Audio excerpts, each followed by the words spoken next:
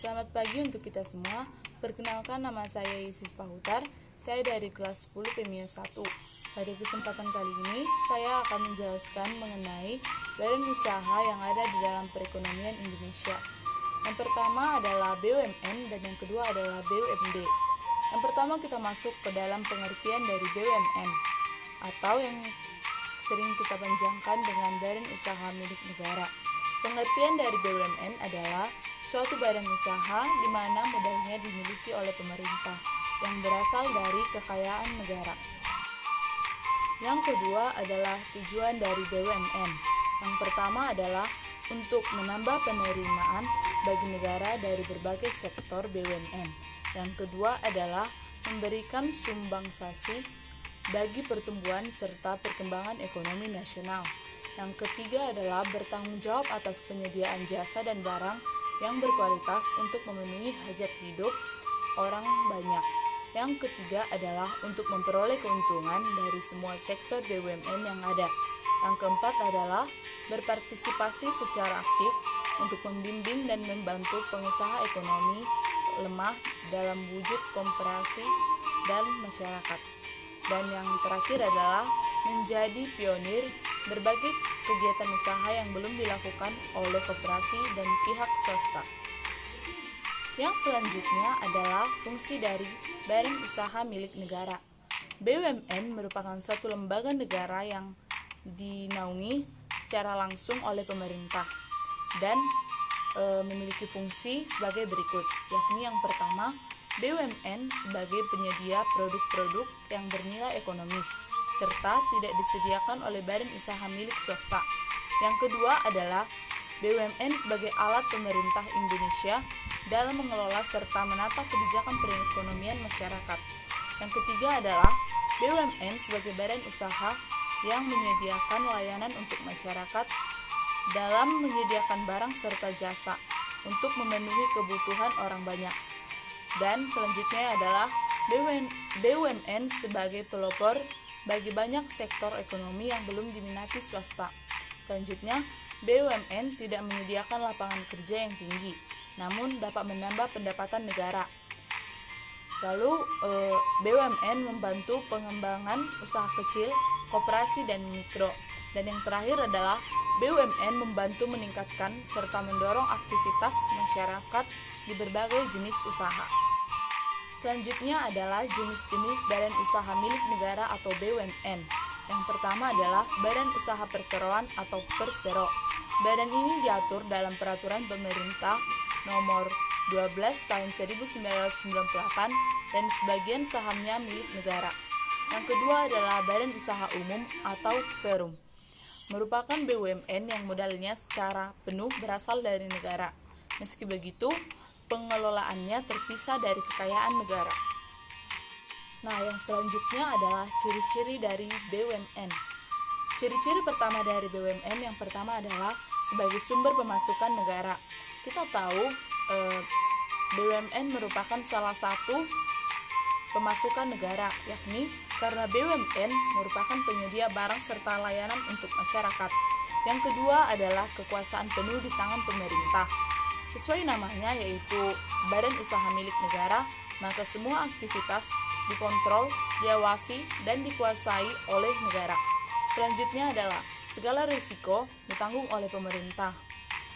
Setelah kekuasaan penuh ada di tangan pemerintah, maka segala keuntungan serta kerugian juga ditanggung oleh pemerintah. Selanjutnya adalah untuk melayani kepentingan umum dan pelayanan publik. Kemudian saham bisa dimiliki masyarakat. Kemudian ada produknya dibutuhkan masyarakat. Dan yang terakhir adalah sebagai stabilisator perekonomian dalam rangka mensejahterakan rakyat. Selanjutnya adalah contoh dari BUMN di Indonesia. Yang pertama adalah PT Pertamina, yang kedua adalah PT Telekomunikasi Indonesia, yang ketiga adalah PT Garuda Indonesia, yang keempat adalah PT Perusahaan Listrik Negara atau yang sering kita sebut dengan PLN, yang kelima adalah PT Kereta Api Indonesia atau KAI, yang keenam adalah PT Bank Negara Indonesia atau BNI, yang ketujuh adalah PT Bank Mandiri, yang kedelapan adalah PT Bank Rakyat Indonesia atau BRI, Yang ke-8 adalah PT Dirgantara Indonesia. Yang ke-9 adalah PT Jasa Raharja, dan yang ke-10 adalah PT Semen Indonesia. Dan masih banyak lagi contoh lain dari contoh BUMN di Indonesia. Yang selanjutnya adalah peranan dari BUMN dalam perekonomian Indonesia. Yang pertama yaitu untuk memberikan sumbangan bagi pertumbuhan ekonomi nasional. Yang kedua adalah untuk menjadi perintis kegiatan usaha yang belum pernah digarap oleh swasta. Yang ketiga adalah untuk penyedia lapangan kerja. Yang keempat adalah untuk memberi bimbingan terhadap golongan ekonomi lemah. Dan yang kelima adalah sebagai sumber pendapatan negara. Yang berikutnya adalah kebaikan dan kelemahan dari BUMN. Yang pertama adalah kebaikan dari BUMN. Yang pertama itu berusaha pada sektor-sektor yang menguasai hajat hidup orang banyak. Yang kedua, untuk menyediakan barang dan jasa publik untuk kesejahteraan masyarakat. Yang ketiga, membantu keberadaan usaha lain supaya dapat berusaha lebih baik.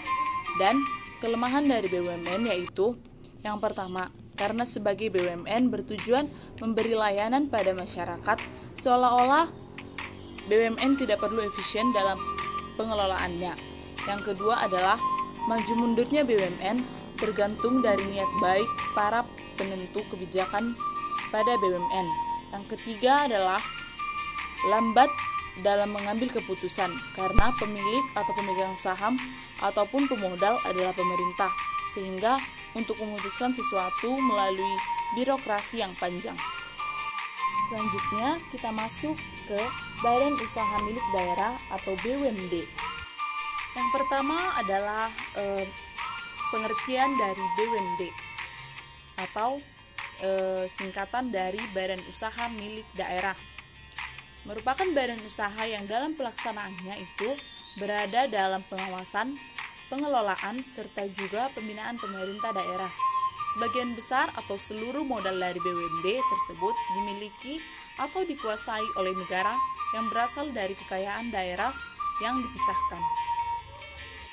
Yang kedua adalah fungsi dari BUMD atau Badan Usaha Milik Daerah. Yang pertama, yakni sebagai penyedia barang ekonomis yang tidak disediakan oleh pihak swasta. Yang kedua adalah untuk instrumen pemerintah daerah yang membantu penataan perekonomian daerah. Yang ketiga yaitu pengelola cabang-cabang produksi sumber daya pada daerah yang setelahnya itu dimanfaatkan untuk kepentingan umum. Yang keempat yaitu untuk menyediakan layanan untuk masyarakat. Yang kelima adalah memajukan sektor usaha yang belum diminati oleh para pihak swasta. Yang keenam adalah membuka lapangan kerja di daerah yang bersangkutan. Yang ketujuh adalah membantu pengembangan usaha kecil atau contohnya koperasi. Yang kedelapan adalah mendorong aktivitas serta juga kemajuan masyarakat di berbagai bidang. Selanjutnya adalah tujuan didirikannya Badan Usaha Milik Daerah atau BUMD. Yang pertama itu untuk memberikan sumbangan, pendapatan, atau penerimaan daerah serta negara, dan juga berperan dalam memajukan perekonomian. Yang kedua adalah untuk mendapatkan keuntungan demi kepentingan daerah. Yang ketiga untuk menyelenggarakan kemanfaatan umum, yakni seperti penyediaan barang maupun jasa bermutu tinggi, serta juga memadai bagi pemenuhan kebutuhan hidup orang banyak di daerah. Yang keempat yaitu untuk perintis kegiatan atau aktivitas usaha yang belum bisa dilakukan oleh pihak swasta serta juga koperasi daerah. Yang kelima adalah untuk memberikan bimbingan dan juga bantuan kepada pengusaha golongan ekonomi lemah, koperasi, serta masyarakat di daerah. Yang keenam yaitu untuk melaksanakan pembangun daerah dengan melalui pelayanan kepada masyarakat. Selanjutnya adalah kelebihan dan kekurangan dari BUMD. Kelebihan dan manfaat BUMD atau Badan Usaha Milik Daerah yaitu yang pertama, kegiatan ekonomi dilakukan untuk melayani kepentingan publik.